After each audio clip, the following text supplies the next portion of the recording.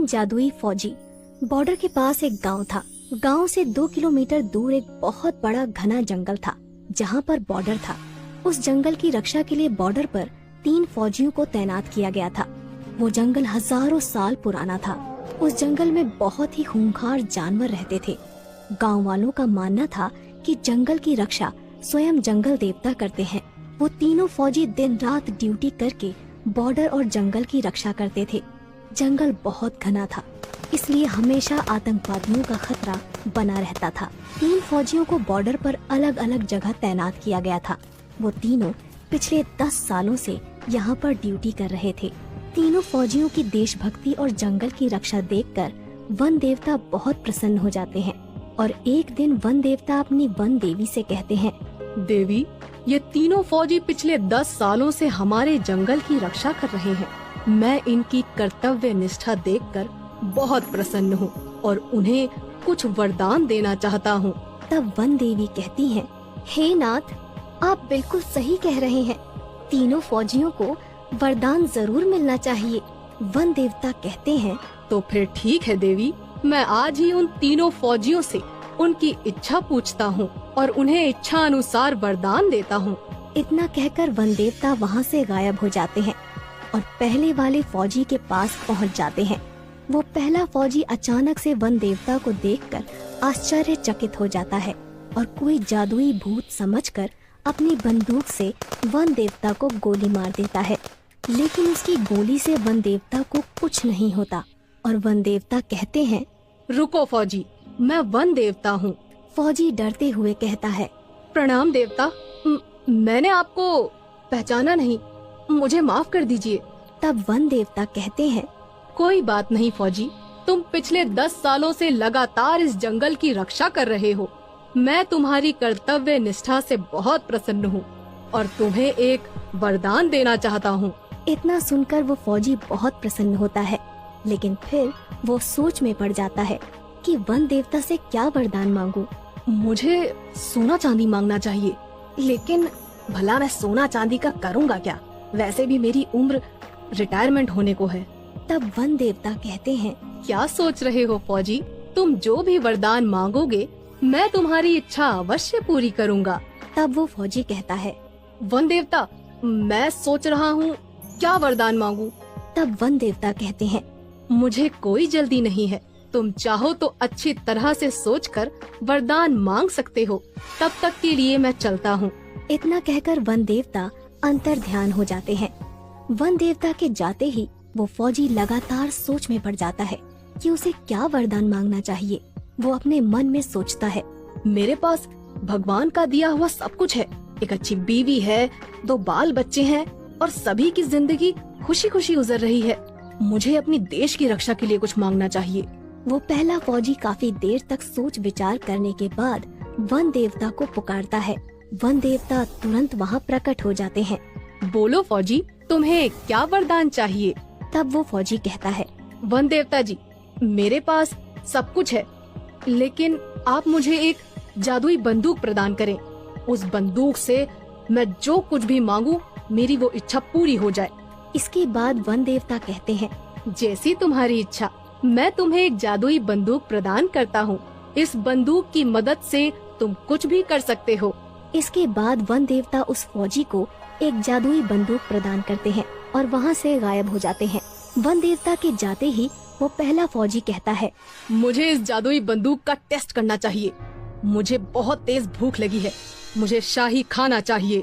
और इतना कहते ही उस फौजी के सामने बहुत सारा शाही खाना प्रकट हो जाता है।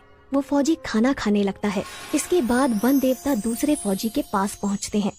दूसरा फौजी उस समय जंगल के पास मौजूद एक तालाब में नहा रहा था। वन देवता को देखते ही वो फौजी थोड़ा घबरा जाता है और कहता है, अरे तुम कौन हो? तब वन देवता कहते हैं, घबराओ मत फौजी, मैं वन देवता हूँ। तुम पिछले 10 सालों से मेरे जंगल की देखभाल कर रहे हो। मैं तुम्हारी कर्तव्य निष्ठा से बहुत प्रसन्न हुआ हूँ और तुम्हें एक वरदान देना चाहता हूँ।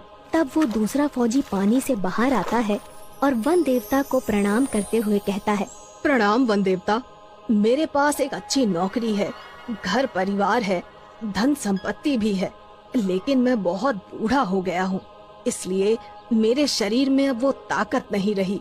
तब वन देवता कहते हैं, तुम हमसे क्या चाहते हो फौजी? साफ साफ बताओ। तब वो दूसरा फौजी कहता है, वन देवता, आप मुझे एक जादुई छड़ी प्रदान करें जिससे मेरी हर इच्छा पूरी हो। वन देवता अपने जादू से एक जादुई छड़ी उस फौजी को दे देते हैं और वहाँ से गायब हो जाते हैं। जादुई छड़ी पाकर दूसरा फौजी बहुत खुश होता है और जादुई छड़ी से कहता है, हे जादुई छड़ी, मुझे फिर से जवान कर दो। और इतना कहते ही वो जादुई छड़ी उस फौजी को फिर से जवान और ताकतवर बना देती है। अपने ताकतवर शरीर को देखकर वो फौजी सब कुछ भूल जाता है और अहंकार में आकर जादुई छड़ी से कहता है, जादुई छड़ी, मेरे चारों तरफ बहुत सारे आतंकवादियों को खड़ा कर दो ताकि मैं सबको मार सकूं। इतना कहते ही उस फौजी के चारों तरफ बहुत सारे आतंकवादी प्रकट हो जाते हैं। फौजी अपनी बंदूक से एक आतंकवादी को गोली मार देता है, लेकिन इससे पहले कि वो फौजी सारे आतंकवादियों को गोली मारता, सभी आतंकवादी मिलकर उस फौजी पर गोलियां चलाने लगते हैं और उस फौजी की मौत हो जाती है।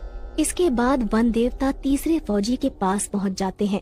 इस समय तीसरा फौजी सो रहा था क्योंकि वो रात भर बॉर्डर पर ड्यूटी करता था।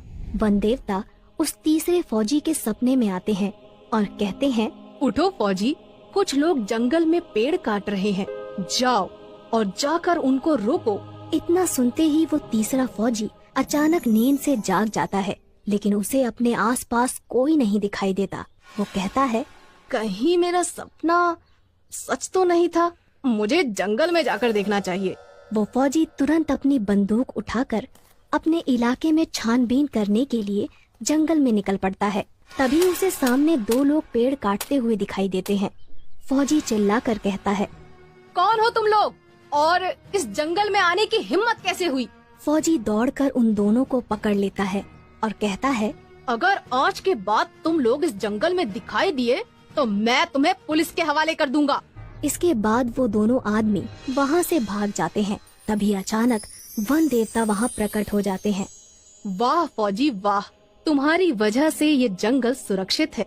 मैं वन देवता हूँ और तुम्हारी कर्तव्य निष्ठा देखकर मैं तुम्हें एक वरदान देना चाहता हूँ।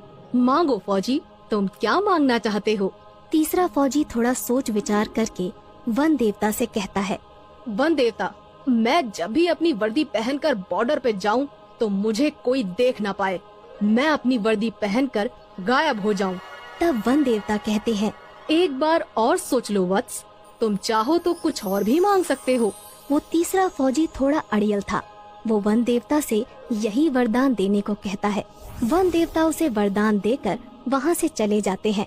अब वो फौजी जैसे ही अपनी वर्दी पहनता था, वो किसी को दिखाई नहीं देता था। तभी जंगल में वहाँ आतंकवादी आ जाते हैं, जो दूसरे फौजी ने जादुई छड़ी की मदद से प्रकट किए थे, और फौजी उन्हें देख लेता है। पर वो फौजी किसी को दिखाई नहीं देता क्योंकि उसने अपनी वर्दी पहन रखी थी। फौजी अपनी बंदूक उठाता है और एक एक करके सारे आतंकवादियों को मार देता है।